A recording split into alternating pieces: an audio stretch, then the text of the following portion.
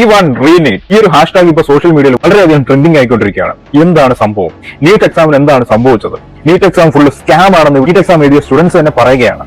എന്തുകൊണ്ടാണ് അവരെങ്ങനെ പറയുന്നത്? ഇതിനുള്ള പ്രധാന കാരണങ്ങൾ നമുക്ക് നോക്കിയിട്ട് വരാം. ഇപ്രാവശ്യം നീറ്റ് എക്സാമിൽ 720 മാർക്കിൽ 720 മേടിച്ച് 67 സ്റ്റുഡൻസിനാണ് ഫസ്റ്റ് റാങ്ക് കിട്ടിയിരിക്കുന്നത്.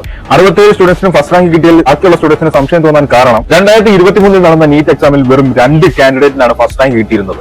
അതുപോലെ തന്നെ 2022 നടന്ന നീറ്റ് എക്സാമിന് വെറും 4 കാൻഡിഡേറ്റ്സാണ് 720 മാർക്ക് മേടിച്ച് ഫസ്റ്റ് റാങ്ക് കിട്ടിയിരിക്കുന്നത്.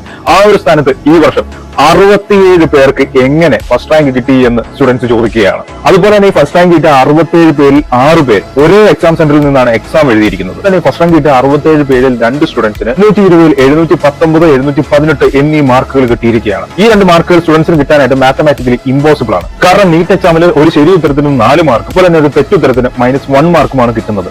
ഈ ഒരു സ്ഥാനത്ത് സ്റ്റുഡന്റ് എങ്ങനെയൊക്കെ എക്സാം എഴുതുന്നു പറഞ്ഞാലും 715 അല്ലെങ്കിൽ 716 മാർക്ക് എങ്ങനെ പോയാലും കണക്ക് കൂട്ടിയാൽ വരികയുള്ളൂ. ആ ഒരു സാഹചര്യത്തിലാണ് 2 കുട്ടികൾക്ക് 719, 718 മാർക്ക് വരുന്നത്. ഇതിനെക്കുറിച്ച് നാഷണൽ ടെസ്റ്റിംഗ് ഏജൻസിയോട് ചോദിച്ചപ്പോൾ അവർ പറഞ്ഞത് ആ കുട്ടികൾക്ക് ഗ്രേസ് മാർക്ക് കൊടുത്തു എന്നാണ്. അതായത് ആ കുട്ടികൾക്ക് സഫീഷ്യന്റ് ടൈം കിട്ടിയില്ല, എക്സാം മുഴുവനായി എഴുതാൻ സഫീഷ്യന്റ് ടൈം കിട്ടാത്തത് കൊണ്ട് അവർക്ക് ഗ്രേസ് മാർക്ക് കൊടുത്തു എന്നൊരു എക്സ്പ്ലനേഷൻ ആണ് തരുന്നത്. ഇതിനെക്കുറിച്ച് കൂടുതൽ നാഷണൽ ടെസ്റ്റിംഗ് ഏജൻസിയോട് ചോദിച്ചു കഴിഞ്ഞാൽ ഒരു പ്രോപ്പർ ഉത്തരം അവർ തരുന്നതുമില്ല. പിന്നെ ഇതിൽ സ്റ്റുഡൻസിന് ഏറ്റവും വലിയ സംശയം തോന്നാൻ കാരണം ജൂൺ 14 തീയതിയാണ് ശരിക്കും നീറ്റിന്റെ റിസൾട്ട് വരേണ്ടത്. പക്ഷേ ഈ നീറ്റിന്റെ റിസൾട്ട് ജൂൺ 4 തീയതി വന്നു. അതായത് 10 ദിവസത്തിന് മുമ്പ് തന്നെ നീറ്റിന്റെ റിസൾട്ട് വന്നു. ജൂൺ 4 തീയതി നമ്മുടെ ഇലക്ഷൻ റിസൾട്ടും ഒക്കെ വരുന്ന സമയമാണ്. പറയുന്നത് അവരുടെ ശബ്ദം പുറത്തു വരാതിരിക്കാൻ വേണ്ടി ഇലക്ഷൻ റിസൾട്ട് ഒക്കെ വരുമ്പോൾ ആൾക്കാർ കൂടുതൽ ചർച്ച ചെയ്യുക ഇലക്ഷനെ കുറിച്ചും പല പാർട്ടികൾ ജയിച്ചതിനെ കുറിച്ചും ഒക്കെ ആയിരിക്കുമല്ലോ. അപ്പൊ ആ ഒരു കാര്യം കത്തി നിൽക്കുന്ന സമയത്ത് ഈ ഒരു കാര്യം വലിയ ജനശ്രദ്ധ നേടാതെ പോവും. ഞങ്ങളുടെ ശബ്ദം അടിച്ച് താക്കാൻ വേണ്ടി ഈ സ്കാം പുറത്തു വരാതിരിക്കാൻ വേണ്ടിയിട്ടാണ് ജൂൺ 14 വരേണ്ട റിസൾട്ട് ജൂൺ 4 തന്നെ ഇവർ റിലീസ് ചെയ്തത് എന്നൊക്കെയാണ് സ്റ്റുഡൻസ് പറയുന്നത്. ഈ ഒരു വസ്തുതകളൊക്കെ വെച്ച് നോക്കിയിട്ട് നിങ്ങൾക്ക് എന്താണ് തോന്നുന്നത്? നീറ്റ് എക്സാമിൽ സ്കാം നടന്നിട്ടുണ്ടോ? എന്തായാലും സ്റ്റുഡൻസിന് നീതി കിട്ടട്ടെ.